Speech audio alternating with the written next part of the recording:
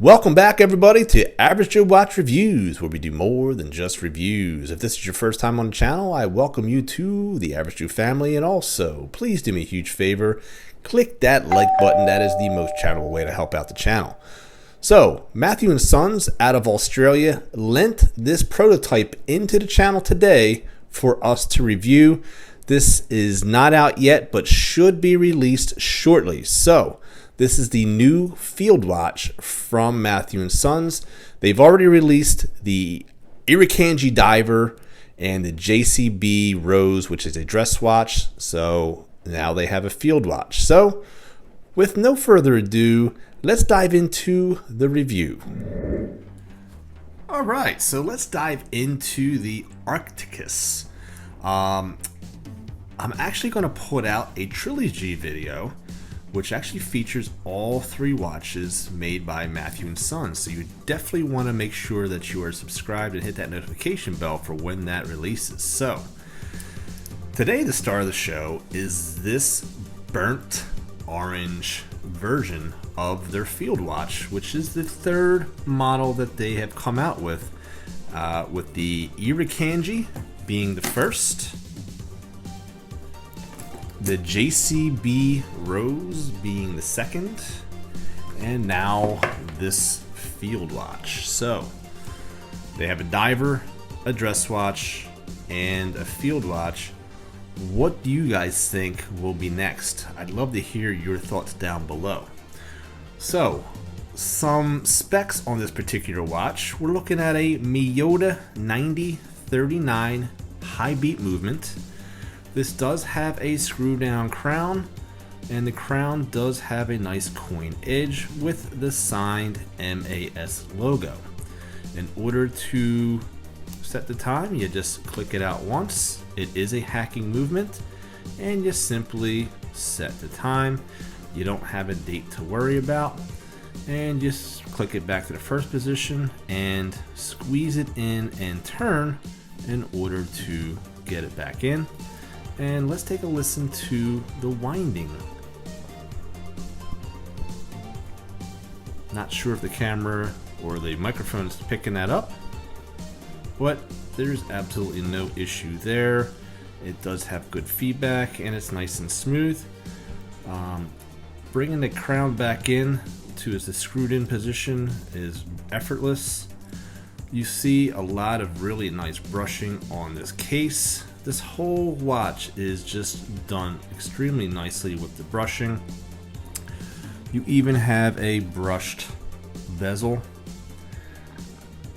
Every piece of this watch, every angle is brushed except for the crown, at least where the signed aspect is, and also the case back, where we see through the milled clasp, by the way, the death adder, which is the most venomous snake native of Australia.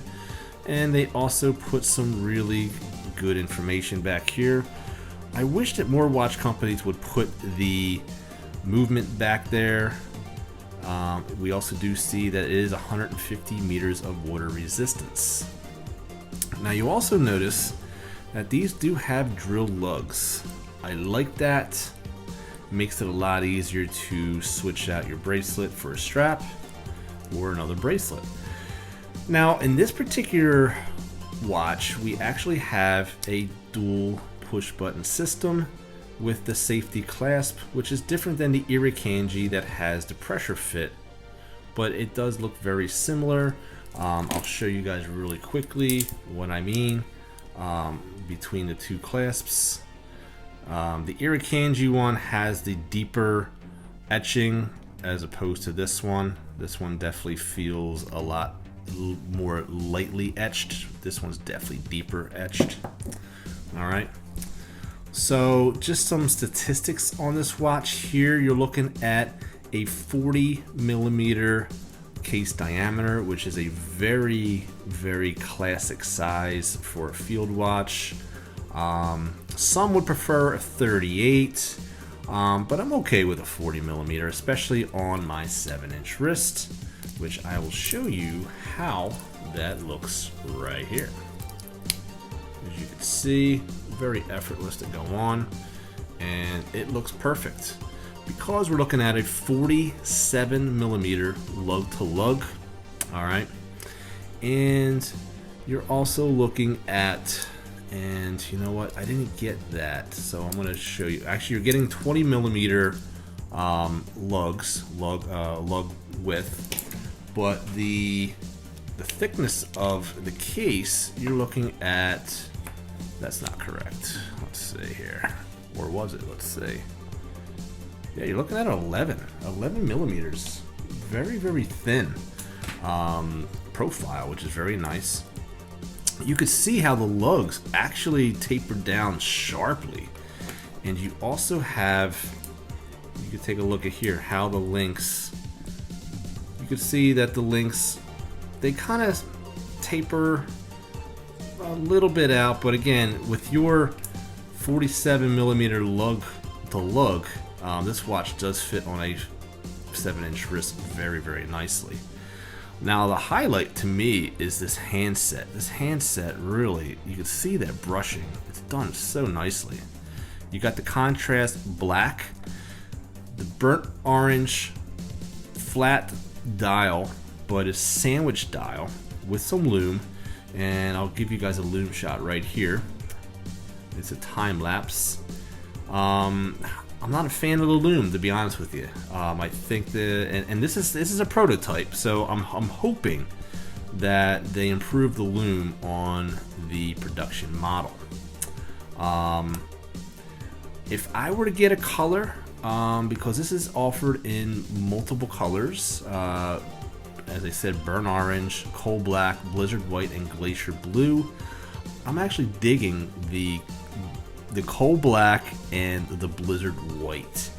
And look, the orange is going to definitely be your most, I guess, striking color, and also the most different. But this particular one's just not doing it for me. So, I mean, let me know down below what you guys think. What color would you choose if you were to go for this particular piece? I do like the fact that it is a sandwich dial. That definitely gives it a uniqueness, and it's just very clean. Everything is printed, even the railroad outer chapter ring. Everything is printed. And we do have a sapphire with anti-reflective coating. It is a flat sapphire crystal, and you do get a 2-year warranty with this watch. Now, I do like the look of this bracelet. I think it is sharp. I like the brushing on it, and it's simple, yet it does look higher end, in my opinion. Not a lot of noise with it because you do get the solid end links.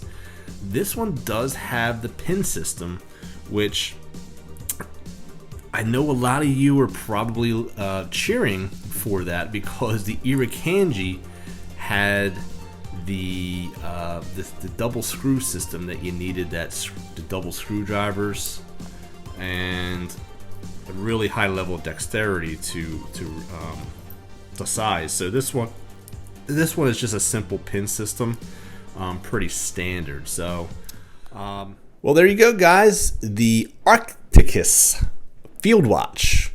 What are you guys' thoughts down below? Is this a watch that you are looking to purchase when it does finally release? There is no price point on the watch as of yet, so you know, that's up for grabs, but I know it will be under the $500 mark. So this one in particular is actually the least of my favorite out of the three.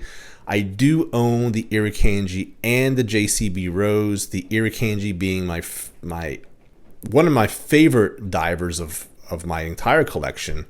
And the JCB Rose, I really do respect it, and I like it a lot.